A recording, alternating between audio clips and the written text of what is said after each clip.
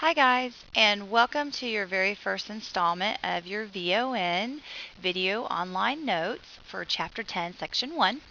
We are going to be looking at heredity and the environment, and at the very least, we're going to be kind of looking at Punnett squares and how traits are being passed back and forth. So our vocabularies for this section is going to be recessive trait, dominant trait, allele, genotype, and phenotype. Okay, so I have a quick joke for you because you know I love jokes and humor. But can you curl your tongue or wiggle your ears?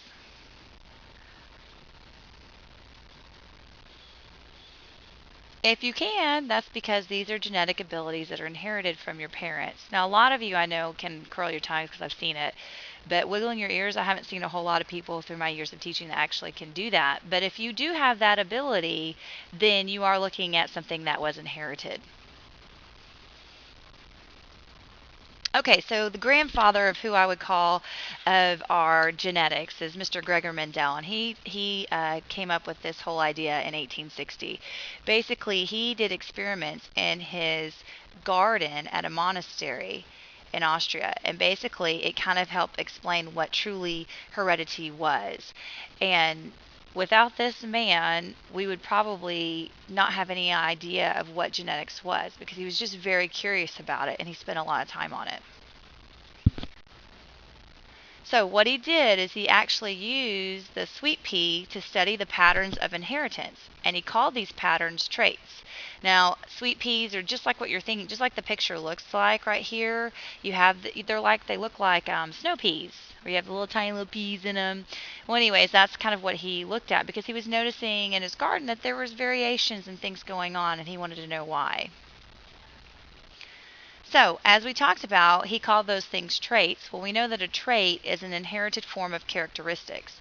So, different examples of traits like skin color, eye color, height, being athletic. And I know that sounds crazy, but there are people, when you just look at someone and they are just athletically gifted, like you can put them in any kind of sport, and for some reason they're good at it. A lot of times that is a type of genetic. It's some kind of inherited trait that they have. Okay, well, what Mendel did with his experiments is he used the pea plants for one sole reason. They are what we call self pollinating plants, meaning that we don't need a mom plant and a dad plant in order to have our baby plants. It's all located all on the same plant. So he could just have one plant and he knew that they would continue to pollinate themselves and have tons of little baby plants. So by doing that, he also knew that those plants or those offspring would always look like the mom or dad. They would always look like the parent. So you weren't going to have any variation within it. So if they had red flowers, all their babies were going to have red flowers. So that's one of the reasons why he chose that plant specifically. Now, in his experiment, just to give you an idea about what he was looking at, just kind of refresh your memory about seventh grade science, we had the pollen, which came from the anthers, which if you look right here, you can see what we're talking about. So you have this pollen up here, and it's from this anthers. And what happens is this anthers and pollen then gets transferred to the stigma, and then that pollen then gets carried down to the sperm, carries that sperm to the egg, which is then the ovule. So really, if you're thinking about it, the anthers with that pollen is basically that sperm, and it's going down to where the egg is, and then that's where you get your ovule, which basically begins the process of a new plant. Now, in his first experiment, what Mendel did is he actually did not allow those self-pollination of the plants. So basically, he took the plants and he took off like all of the anthers of them. So there's no more pollen there. So that way they couldn't like pollinate themselves. And then what he did is he crossed his peas with plants with different traits. So if he had a plant with like a red flower, he would then take that pollen from the red flower and add it to this plant that had yellow flowers. So he could control what traits were going to be passed back and forth by not letting them pollinate themselves. Now, with traits, there are actually two different types. We've got the recessive trait and we have a dominant trait. The recessive trait is that trait that seems to disappear in our offspring. It's not as prevalent. You don't see it a lot in most of the time.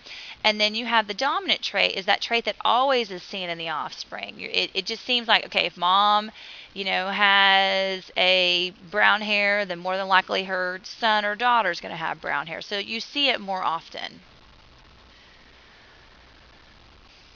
Now, with that, we know we can use a diagram. This is what Mendel also came up with, is a way to organize all this information. And he came up with the Punnett square. And that shows all the possible combination of alleles from their parent. And an allele is basically part of the gene. And when we're looking at these are alleles. They are representing a trait. And we use letters to represent that trait, so then we can do this square and determine, okay, well, what is this, plant going to have? What color flowers is this one going to have? And also, alleles are part of a gene that is passed on. So if you're really wanting to know, like, biologically what we're looking at, you're looking at these are basically alleles, and you have a mom and a dad, and they will pass on their traits together. And so then that's where you can get all the different alleles being passed on as it goes. Now, remember, a genotype is basically that inherited combination of alleles and is called a genotype. So basically, when you're looking at genotypes, you're looking at the letters. What are the letters in that? It's stuff that you can't see. You can't see the genotype, but you know it's there representing something. And usually it's represented by upper and lowercase letters. Then you have what's called the phenotype, and that's the appearance of the offspring. So what it's saying is, if you look at this example, we have big R, which would be dominant, and it says it's going to represent a red flower. So that red flower is your phenotype. I've always said if you can see it, it's phenotype. But if you can't see it, you're looking at the genotype. So when you're looking at something, if you just see letters there, you're like, okay, they're just letters. It doesn't represent anything I can see with my own two eyes, and that's your genotype. So like if I see these letters, that letters doesn't necessarily mean anything to me. That's the genotype. But then if you look next to it, that red flower, then that's the phenotype. I can see that flower is actually red. Okay, then we have something what's called incomplete dominance. Sometimes we'll have one trait that's not always completely dominant, as Mendel showed in his experiment. So sometimes it doesn't have enough dominance there just to completely take over, and that's when we have what's called incomplete dominance. Basically, in incomplete dominance, each allele has its own degree of influence. So if you're looking at these colors, I have more of a kind of a fuchsia color flower and a white color, but an incomplete dominance, since they both kind of have their own degree of a little bit of dominance, that's where it looks like a mixing of colors, or where you're getting kind of this purple color, because it looks like these colors are mixing together. Now, sometimes in our genes, they can actually influence other traits. So sometimes one gene can influence more than one trait. And so this is what I love. The little white tigers that you see, we know they're not common. But because of the gene that's in charge of the fur color, it also is in charge of changing his eye color to blue. So he has one gene that actually influences his hair color and his eye color.